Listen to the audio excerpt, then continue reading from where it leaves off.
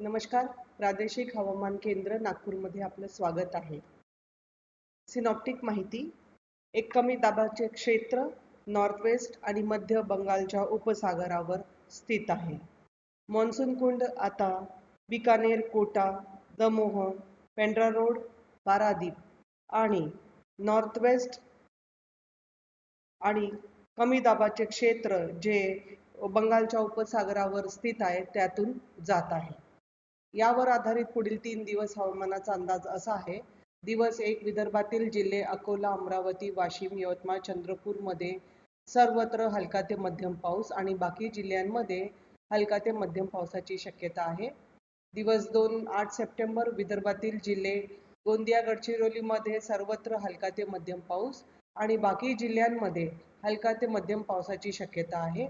दिवस 3 9 सप्टेंबर विदर्भातील सर्व जिल्ह्यांमध्ये बहुधा सर्वत्र हलका ते मध्यम पावसाची शक्यता आहे. दिवस हवामानाचा इशारा. दिवस 1 विदर्भातील जिल्हे विदर्भातील बहुतेक सर्व जिल्ह्यांमध्ये वीज मेघगर्जनाची शक्यता आहे. दिवस 2 8 सप्टेंबर विदर्भातील जिल्हे चंद्रपूर, गडचिरोली, गोंदियामध्ये मुसळधार पाऊस आणि विदर्भातील सर्व जिल्ह्यांमध्ये वीज मेघगर्जनाची शक्यता आहे.